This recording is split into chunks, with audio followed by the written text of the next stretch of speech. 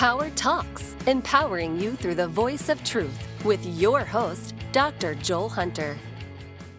Hi everyone, I'm Dr. Joel Hunter, host of Power Talks, empowering you through the voice of truth. In today's program, we're going to be talking about ReNEW, a jail ministry program that teaches incarcerated women the life skills necessary to improve themselves in their situation upon release.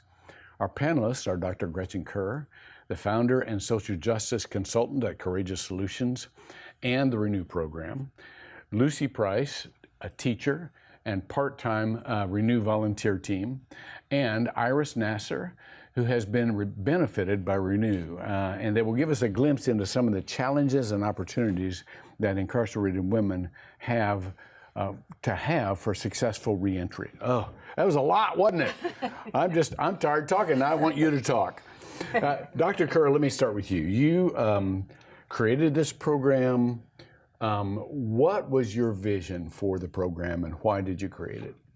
Well, Dr. Hunter, I've been involved in reentry and jail ministry for a long time and have done various versions of this kind of a program before.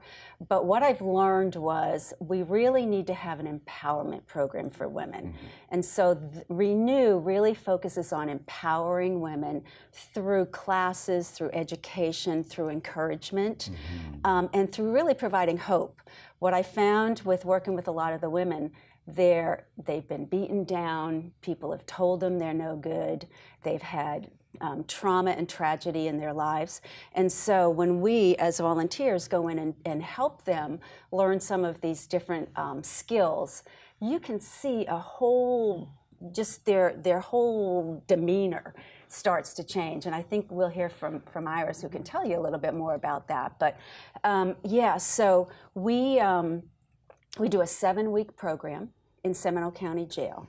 Mm-hmm. We ask a lot of the ladies. They meet with us 5 times a week. So there's 5 classes a week for a total of 35 classes on all various topics, from financial planning to some basic trauma-informed care for them, to forgiveness, and the topics go on and on and on. But so my vision really is to help empower women so they can figure out how to walk on their own when they get on the outside and really not be afraid of taking those steps. Good. So we're there on the inside, and then we meet them on the outside to help guide them along the way. Well, now, Iris, I can't wait to get to you. I'll be back with you, Lucy, in just a second, but you are a graduate of this program. Yes, I am. Tell us how your life is different from when you began. Obviously I was incarcerated, and I didn't really have, I don't want to say much hope, but I didn't really see a future, and then I started seeing girls in this ReNEW program that were incarcerated, and I started seeing them change as Gretchen spoke. Their demeanor changed, and I was like, what's going on with them, And so they told me, and I did. I signed up for the ReNEW program, and it did. It changed me. It helped me with a lot of aspects as far as, job readiness and characteristics and personalities. I'd never taken any of these kind of tests before. Mm-hmm. So that was really interesting. It was one of my favorites. And the budgeting, that really, I still use that. I still have my form from ReNEW, and I still, use it. It's definitely changed my life. I have a future. I see it. I'm so close to getting my kids back. And, these ladies, they just help so much. Gretchen met up with me immediately after I got out.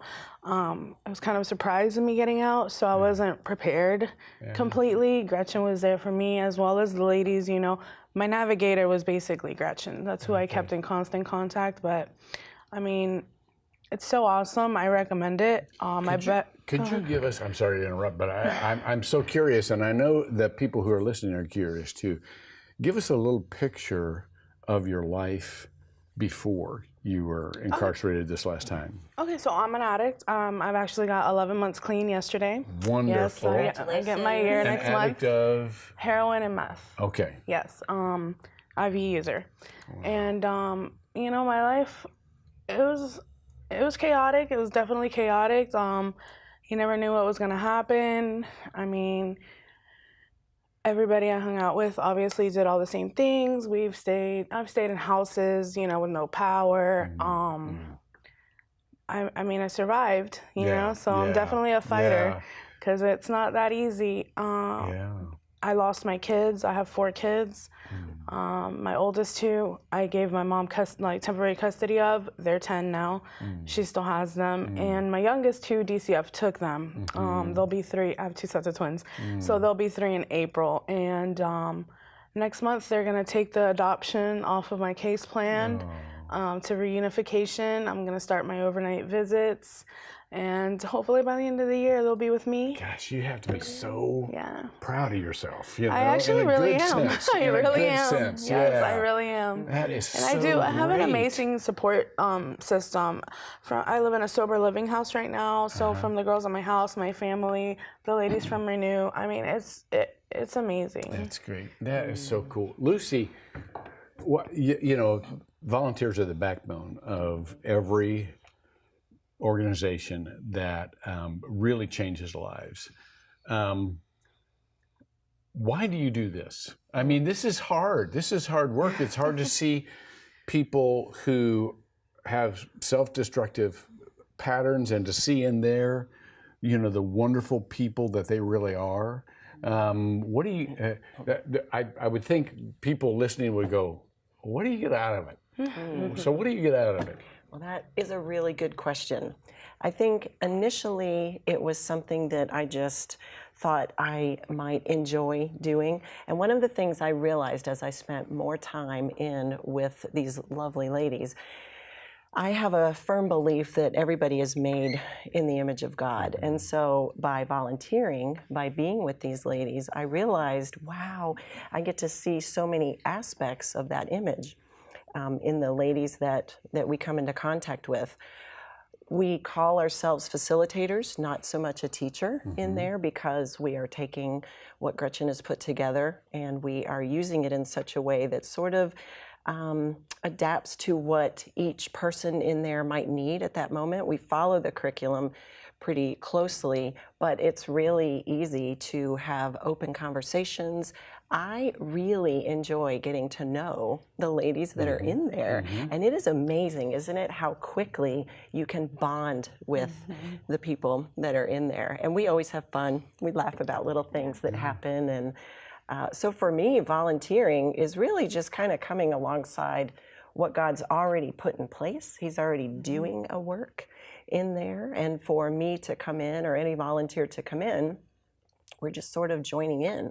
We bring our whatever skills, talents, personality that we have in there, and then he is able to use that if we allow him to do that.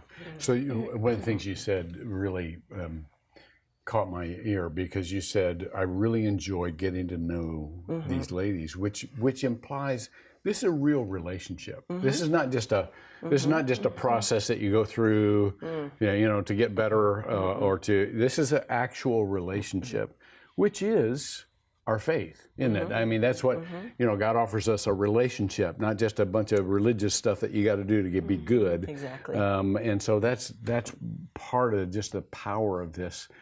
Gretchen, you've watched this now develop over the years, and how did you establish the kind of trust in our with our law enforcement that they could ask you to come in and do this? Interesting question. Well, I've been involved with working in the jails for a lot of years, and I've been involved with the Department of Corrections for equally the same number of years while I was working at Northland Church. So that is part of the process of getting to know people and having them trust you because of the work that you do and because of outcomes. The ladies are doing well. We understand really well how to work within the correctional system. We respect their boundaries and guidelines and bylaws and all of the things that we have to come alongside of. And so I think when you have that good working relationship one to the other, you know, we need them, they need us, we work together for the good of somebody else. And I think that's why. I think just history precedes us, and we just keep building upon what we've done in the past. Yeah. Are you still a part of the Governor's Advisory Council? I am. Okay. Yes. That's fantastic. Well, let's take off from what she just said, Iris, because what she said is, we have built credibility because we've kept our word and we've done what we said we were going to do, and so on and so forth. I have two questions for you. Okay. One is, what do you know how to do now that you didn't know how to do before? For example, like financial accountability and so on and so forth. And the second is, you're kind of in a process of rebuilding credibility here when it comes to your kids and all of that kind of stuff. And so how are you going to continue to do that and just get more and more credibility from the people around you, more and more respect, more and more, gosh, she's my hero kind of thing. So can you remember those questions? Because I can't. I can. Good. I can. So what I didn't know how to do before is, I guess, as Gretchen said, the empowerment part of it. The fact that I really can't do anything that I put my mind to. Time management, that's a big one. My schedule is really hectic all week long, and I do get like one day out of the weekend to myself. But had it not been for the program and for the volunteers, they come in and they treat us as a normal person, not a criminal. It gives us something to look forward to Monday, Wednesday, Friday, Saturday. We get excited for it. And so we do build that bond, and it did definitely help me, because if they didn't judge me and if God doesn't judge me and I'm forgiven, to me, honestly, it just doesn't matter what other people think, because I'm doing really well. Good and for you. so it's really awesome, because I know, like, I'm obviously doing really well. Another thing, my father, he's really helped me a lot. I mean, he's definitely like my number one. That's awesome. And he has been trusting me. I have like his credit card, and he allows me to use it as I need to help me pay with bills. My credit's not too well, so I can't get one. And I pay it off, and it's not even like a concern or anything. So it's just really amazing to be trusted by those who, I mean, honestly have every reason not to, but I'm giving them every reason to, and so it's awesome. What? That's awesome. We all could take that lesson.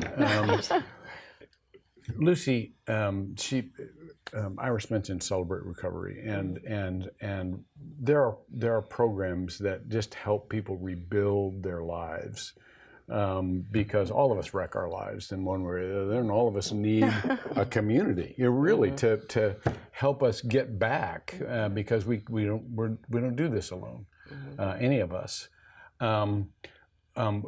Is there something in your background that makes you especially aware or sensitive or willing to be with people who are just kind of trying to fix their lives and build them back up? Well, that's just a really great question. I think, first of all, I have my background, right? And so I've learned quite a bit in the course of my years here on Earth, and have been very proactive in trying to do some self-development sorts of things. And in that, what I have realized is that we all share burdens. We also share very similar challenges and opportunities for growth. I just have always had a heart for people that seem to be marginalized. And when I started volunteering in the jail, actually as part of Northland's worship program, I realized that, I'm not bringing anything in. I'm just, again, joining God where He's already at work. And boy, do I learn a lot from the people that are there. I mean, I learned so much from the ladies in the program. So I think it's just a willingness to be transparent, open, to allow them to have hard conversations and me to join in a way that is not judgmental at all. It's just kind of like, I get that. I know what you're talking about. That's fantastic. Everybody knows that one of the most profound ingredients in really being helpful is empathy. You've got to be able to say, that's me, you know. I feel with these folks for what they're going through. But a lot of people, that's all they, you know, I can feel it, but I don't know what to do after that. Tell us about the components of constructive empathy. You know, how do you put a little structure so that you're not only feeling with someone, you're actually giving them the first step toward better? Yeah. So it's really interesting you should mention that, because we do a class on empathy Oh, good. with the ladies, and we talk about the whole concept of being able to be with, understand, feel what other people are having, and the different types of empathy. So kind of forgot what your question was, to tell you the truth. I'm going down this road. How do you get from a feeling to the actual plan of these are the steps to get better? For the folks we're working with? Yeah. Okay. So what we do is throughout the course of the 7 weeks, embedded in there, we have several classes that we call case planning. So we start with understanding goals and desires and needs. We do assessment work, so we understand, in Iris's case, for instance, she took a change assessment. How ready is she for change? Not everyone's ready. And so it doesn't matter if someone is way on the far side of spectrum of not wanting to change. It doesn't matter what we do. What we're trying to do is just open their eyes to the potential for what they can possibly do.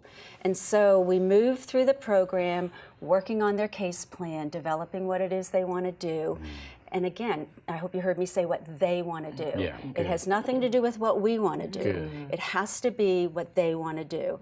And we have to support them in that without judgment. So we'll walk alongside of them. We will help offer suggestions.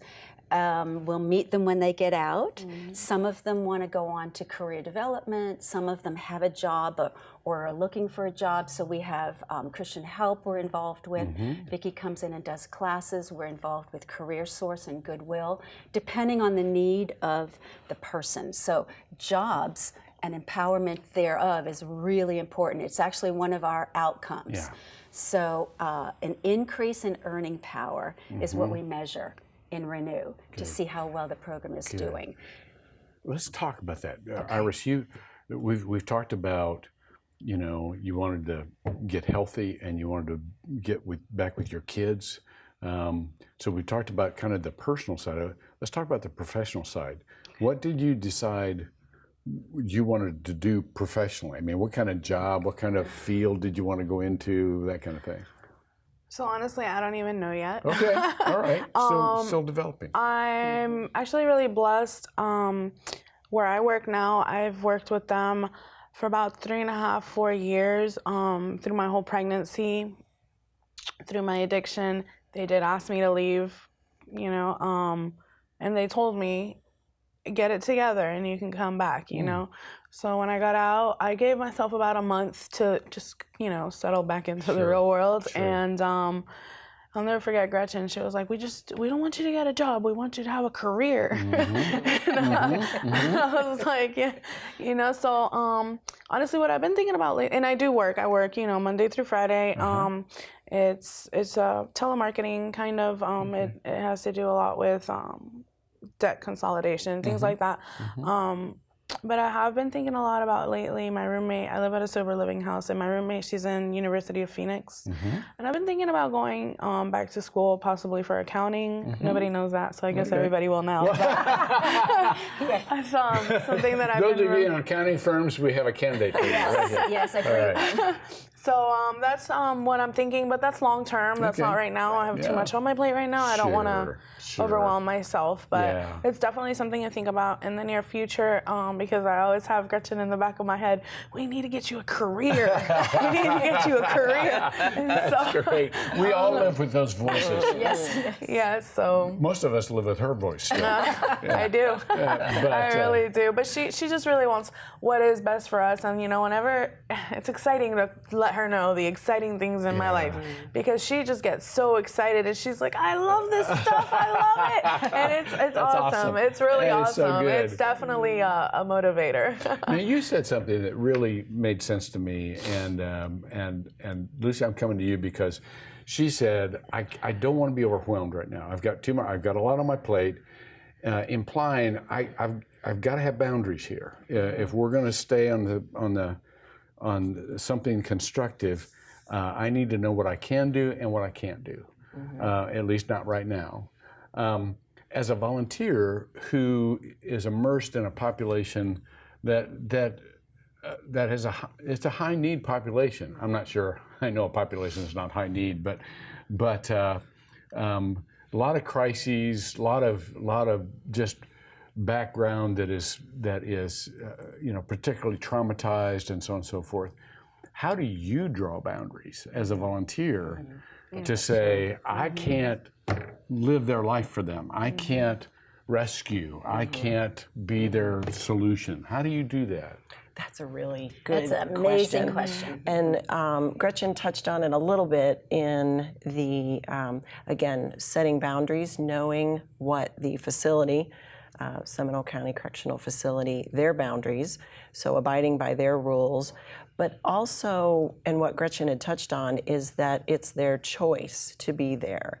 And so I can't go in and think that I'm going to change their life and me. It's not about that. It's about just giving them enough information and talking with them through it in a way that empowers them to make that choice.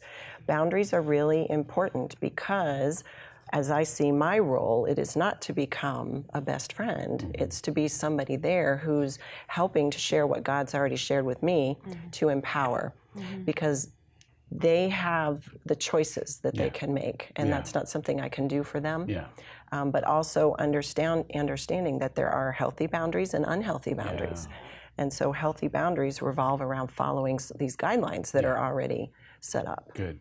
So Gretchen, is there training for volunteers before they go in? Yes, we have quite a bit of training. We have quite a bit of training. And you touched on it too when you asked about the empathy, because oftentimes a lot of people that want to help don't necessarily help in the proper way. And so we do a little bit of reshifting to help people understand that we really are there to prop them up and to help them do it on their own, not do it for them. Because that's disempowering. When I do something for Iris, it's disempowering her. It's stunting her growth. And so instead, we want to be there to open those doors alongside with them and let them walk through and stumble if they stumble, and be there when they fall. To come back and to do what we need to do. But with the volunteers, it's important for them to understand boundaries. And frankly, Joel, that's one of the most difficult things we have to work with, is really allowing the ladies to make their own choices and their own decisions. Well, even for those of us who have been in this for a long time, we still have to make those decisions about it. It's tough. Right. So Iris, let me ask you this question. This is and we got just a couple of minutes left here, but when you get to be my age, 70 years old, you're looking back, what would you have liked to have, what do you hope you see when you look back at your life when you get to be my age? I mean, success. I want my kids obviously to be raised to be good, decent people. I try, and my mother as well, we try to put God in their lives as much as possible at a young age. And I just want my parents and my kids to be proud of me. And if I've accomplished that, then I think I'm good, That's great. I definitely thank the ReNEW program and Celebrate Recovery as well. It's all a combination of everything has completely changed my life. And I'm so grateful, obviously, to God, number one. And I do recommend the program to anybody. My best friend's actually in there. this Yeah. season. Oh, good. Yeah, she's in there. Season, no, you know what I mean. Yeah, so she's in there, and she always, she's always like, "Oh, we had ReNEW today," and she loves it. She's so excited, and I knew she would. So yeah, I definitely, I'm very grateful that I did take the class and I followed my gut. And That is so great. Here I am today. Just one more, just a short question.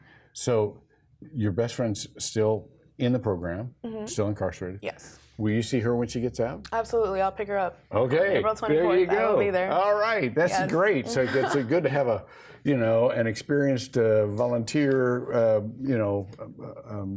I've been through it, and I'll help you get through it, kind of thing. Absolutely, yes. I will That's definitely be fantastic. there for her. Well, thank you for what you're doing. This is remarkable stuff because the systems are not well developed enough on their own to do anything but just confinement and what they do. But to have the redemption embedded in the system, to say, boy, your life is so worth becoming fulfilling of all your potential. I just can't thank you enough. And thank you, Iris. We're thank you for really having proud to me. know you. Yeah. Okay, we're out of time. I don't like it, and I know you don't either, but I want to thank you and our panelists, Dr. Gretchen Kerr, Lucy Price, and Iris Nasser, for joining us on Power Talks. Remember, these discussions are just that. They're discussions among us. But we'd love to see you continue the discussions at home and go one step further. Get involved. Because when Power talks, you are empowered through the voice of truth. See you next time. You just watched Power Talks, a Good Life 45 original production that makes you part of our Hope team here on Good Life 45, where hope happens.